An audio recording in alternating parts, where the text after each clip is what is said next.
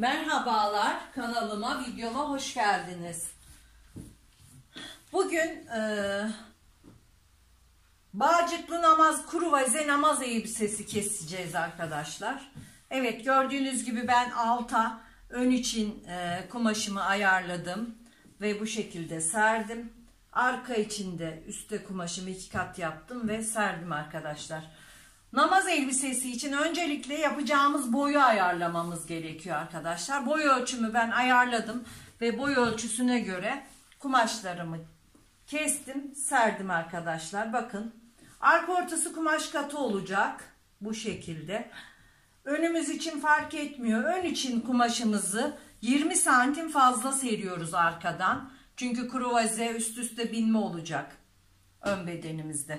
Şimdi arka bedenimizi üstteki kumaşımıza çalışıyoruz arkadaşlar.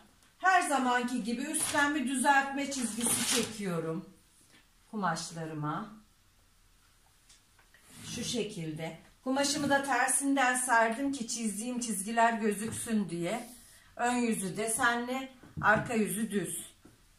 Şimdi şuradan 10 santim ense yapıyorum. 12 santim omuz yapıyorum. Ensem için 3 santim düşüyorum. Omuz için de 3 santim düşüyorum ve bunları hemen çiziyorum. Siz de kendi ölçünüzü alarak bu şekilde ayarlayabilirsiniz. Ense için biraz düz gittikten sonra eğimini vererek belirliyorum. Şimdi omuz başından aşağıya 44 santim bel düşüklüğü. Yani bu 44 santim bele denk geliyor. Omuz başından arka ve ön uzunluğumuzu iniyoruz. Kumaşlarım likralı penye bu arada. Şimdi buradan aşağıya da kalça düşüklüğü olan 21,5 santimimi işaretliyorum.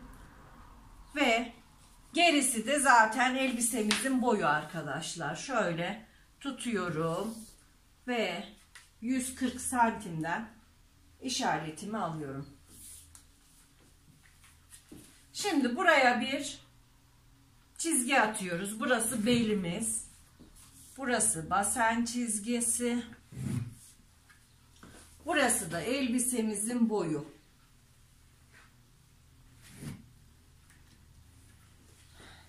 Şimdi şuradan her zaman soruyorsunuz arkadaşlar, kol evini nasıl ayarlıyorsunuz diye. Şimdi burayı 2'ye bölüyorum, 20,5, 2 santim ekliyorum, 23 santim omuzdan aşağıya 23 santime işaret alıyorum. Burası da göğüs hizası oluyor. Hatta 1 santimde büyük yapalım çünkü bu namaz elbisesi olduğu için dış giyim olacak. Şöyle kol evimizi 24 yapalım, rahat olsun. Bu kol evi ayarlaması kumaşınıza ve diktiğiniz kıyafete göre de değişir arkadaşlar. Evet, şimdi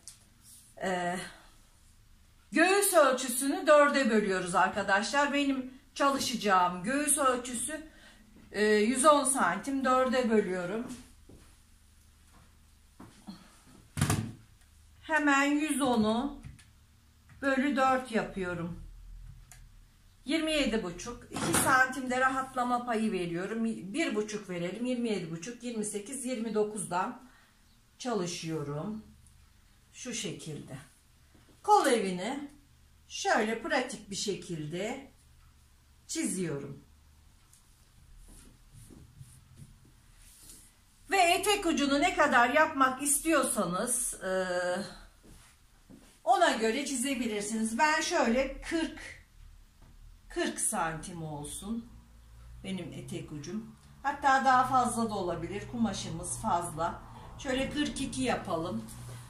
Ve koltuk altından bunu düz cetvelimizle uzatacağız arkadaşlar. Çünkü bu namaz elbisesi olacağı için şu şekilde şöyle açarak uzatalım. Yani namaz elbisesinde bel oturtturması falan hiçbir şey yapmayacağız. Şimdi bu şekilde gördüğünüz gibi elbisemizi çizdik. Ve kol altından Şöyle bakıyorum. Kruvazemin nereye gelmesini istiyorsam oradan işaretleyeceğim arkadaşlar. Şöyle belden yukarıya 4 santim çıkalım. Şu şekilde. Şöyle olsun. Bu ön bedenimiz için çizdik bunu. Şuradan da 4 santim yukarı çıkalım. İşaret alalım bağcık için. Ve şimdi arka bedenimizi keseceğiz. Arka enseyi yarım santim dikiş payı veriyorum. Omza da yarım santim dikiş payı veriyorum. Çünkü overlock'ta dikeceğiz. Kol evine gelince kumaşımın 4 katını birden kesiyorum. Arka ve önü birlikte kesiyorum. Yana da dikiş payı vererek komple kesiyorum.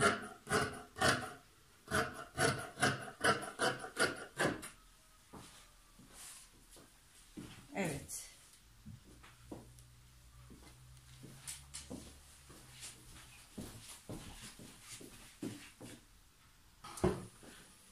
Evet arkadaşlar. Şimdi arka bedenimizi kestik. Şöyle çizdik.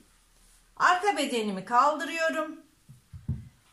Ve şu cetvelimle yakamın nasıl açılmasını istiyorsam şöyle çiziyorum. Bakın.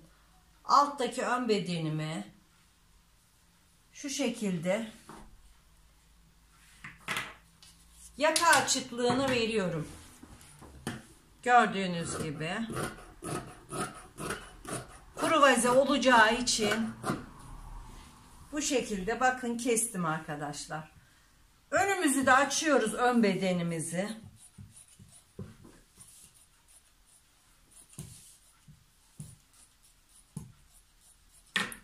Evet.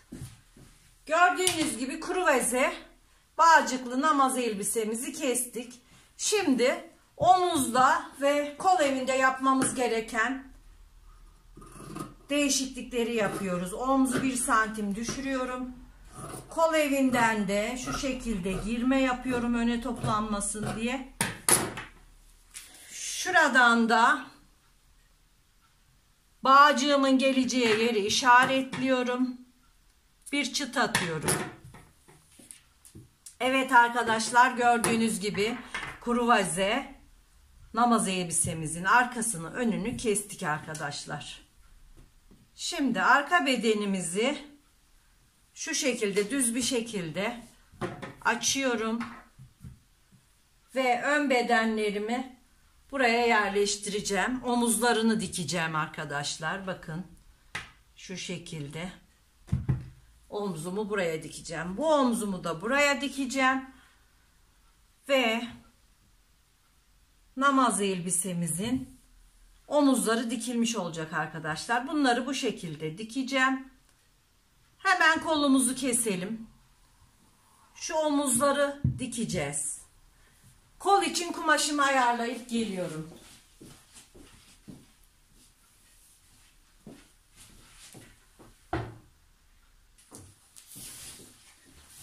Kol için kumaşımı ayarladım arkadaşlar. Şimdi hemen kol üstüne bir çizgi atıyoruz. Her zamanki gibi düzeltmek adına. Buradan kol boyumuzu ayarlıyoruz. Kumaşımı 4 kat serdim arkadaşlar. Kumaş katı burada. Açık kenarlar burada. Şimdi şuradan şöyle 65 santim kol boyu işaretliyorum. Kol boyumuzu hemen kapatıyoruz, çiziyoruz. Şimdi daha önceki videolarımda kol tepe yüksekliğinin nasıl bulunduğunu biliyoruz. O yüzden şöyle ben 17 santim 18 santim kol tepe yüksekliğini işaretliyorum. Buradan çiziyorum. Pazımızı ikiye bölüyoruz. Buraya işaretliyoruz pazımızın ikisini. Pazı bölü 2 işaretliyorum. Pratik bir şekilde şöyle biraz düz gidip şu şekilde kolumuzu çiziyoruz. Manşetimi namaz elbisesi olduğu için geniş yapıyorum.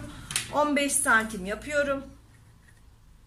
Şuradan şöyle çiziyorum. Hemen kolumuzu kesiyoruz. Overlock'ta dikeceğimiz için yarım santim, 1 santim dikiş payı vererek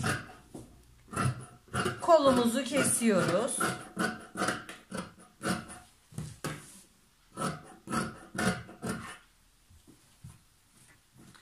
Kol tepe çıtımı atıyorum.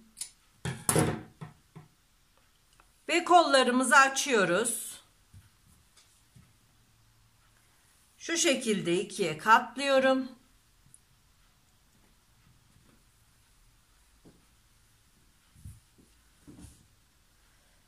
Ve ön için gerekli olan değişikliği yapıyoruz. Şuradan 0 girerek öndeki oyuntumuzu yapıyoruz.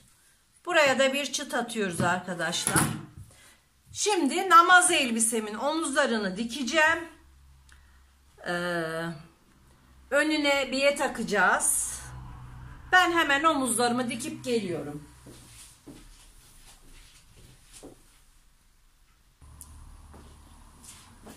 Evet arkadaşlar. Bakın namaz elbisemizin omuzlarını diktim. Bakın gördüğünüz gibi omuzlarını overlock'ta diktim. Sonra önünü böyle katladım. 2 santim içeriye doğru katladım önünü. Sonra yakamızı böyle katladık. Ve namaz elbisemizin dikişi hemen hemen bitti sayılır arkadaşlar. Bakın şuradan bir bağcık yapacağız. Buradan bağlayacağız.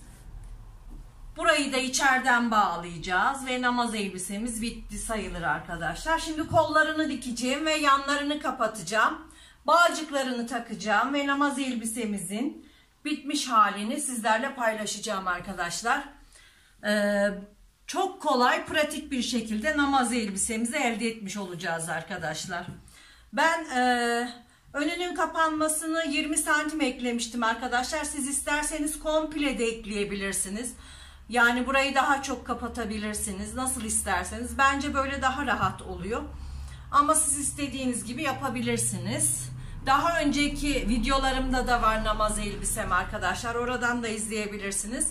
Ben şimdi kolları takıyorum. Yanları kapatıp bağcıkları dikip namaz elbisemi bitiriyorum ve bitmiş halini mankende paylaşıyorum arkadaşlar.